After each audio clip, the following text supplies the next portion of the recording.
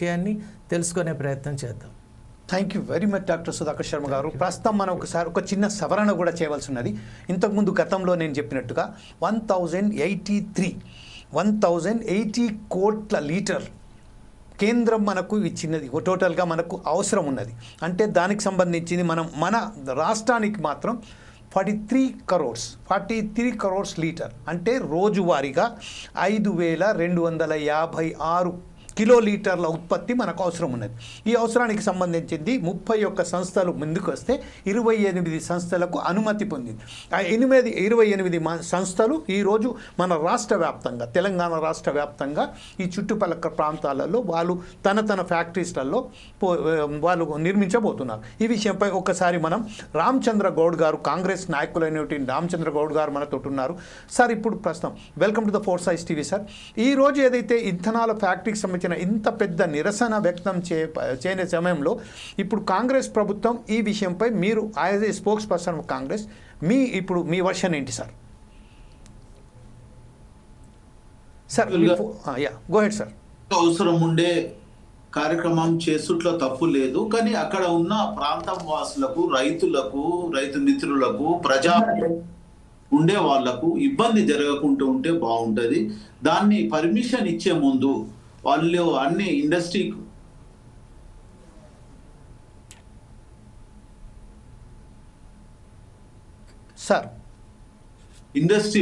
అంటే పరిశ్రమకు పర్మిషన్ ఇవ్వడానికి కొన్ని అంటే నామ్స్ చూసుకుంటే బాగుంటుండే, ఎవరికి ఇబ్బంది జరగవద్దు. ముఖ్యంగా రైతులే మనకు ముఖ్యము. మన తెలంగాణ ప్రాంతం అనుకోండి, భారతదేశం అనుకోండి, 60% 60% వరకు వ్యవసాయం మీద ఆధారపడి ఉన్నారు. కొన్ని ప్రాంతాలలో బలవంతంగా అంటే గవర్నమెంట్కి అవసరం ఉండి తీసుకోవచ్చు. ఇక్కడ ప్రైవేట్ వాళ్ళు తీసుకొని ఈ పరిశ్రమను పెట్టుకునే ముందు వాళ్లకు నామ్స్, వాళ్ళకి ఇబ్బంది కలగకుండా, ఎవరికి ఇబ్బంది కలగకుండా పర్మిషన్ ఇస్తే బాగుంటుండే.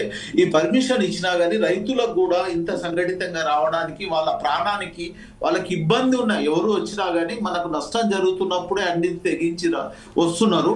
అలాంటి పరిస్థితుల్లో అక్కడ ఏం అవసరం ఉంటుంది, ఎందుకు ఇవ్వవలసి వస్తుంది, ఇవ్వకుంటే మళ్ళీ క్యాన్సిల్ చేసుకుంటే బాగుంటుందనే నా ఆలోచన.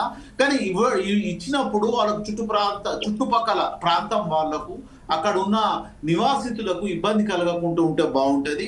మనకు ఎన్ని అవసరాలు ఉన్నా, ఏది ఉన్నా కానీ ప్రజల ప్రాణానికి హాని కలగకుండా, వాళ్ళకు ఆరోగ్య రీత్యా ఇబ్బంది కలగకుండా ఉంటే బాగుంటుందని నా ఆలోచన. అది కూడా ప్రభుత్వ పరంగా కూడా ఆలోచన చేస్తారు. ఏమైనా ప్రజలకు సంబంధించి, ప్రజలకు అవసరం ఉన్న కానీ ప్రజలకు ఇబ్బందికరమైన ఆలోచన ఉండి ప్రజలకు నష్టం జరిగేది ఉంటే మాత్రం అది క్యాన్సిల్ చేసుకుంటే బాగుంటది.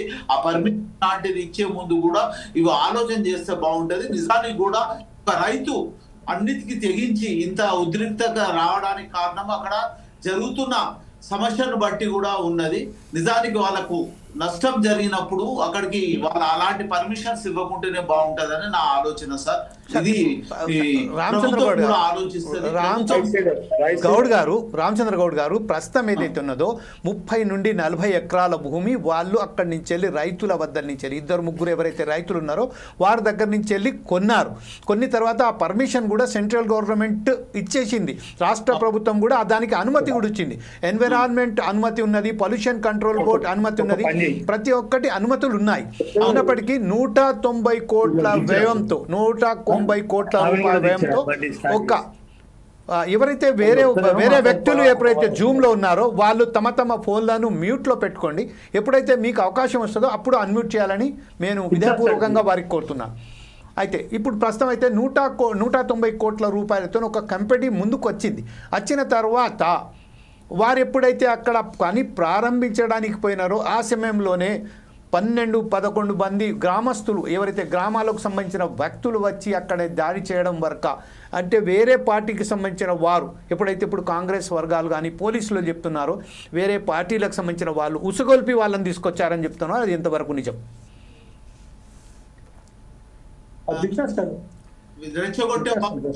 ఇబ్బంది ఉంటుంది. ఎవరైనా కానీ చట్టాన్ని చేతుల్లో తీసుకోకుంటే బాగుంటది, చట్టం ప్రకారం పోతే బాగుంటది. చట్టానికి అతిక్రమించి ఎవరు చేసినా అది తప్పే. రైతులు చేసినా, నాయకులు చేసినా, ఇంకెవరు చేసినా కానీ అది తప్పే జరుగుతుంది.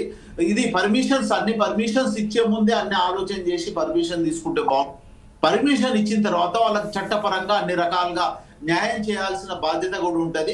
ఇంకోటి ఇక్కడ జరిగే నష్టాన్ని కూడా మీరు చెప్పినట్టు కొన్ని నష్టాలు జరుగుతున్నాయి, ఆ నష్టాన్ని పూరించే రకంగా ఉంటే బాగుంటది అనేది నా ఉద్దేశం అండి. ఈ పరిశ్రమకు పర్మిషన్స్ సెంట్రల్ గవర్నమెంట్ నుంచి స్టేట్ గవర్నమెంట్ నుంచి అన్ని పర్మిషన్స్ తీసుకున్నాక వాళ్ళు చేసిన దాంట్లో తప్పు లేదు.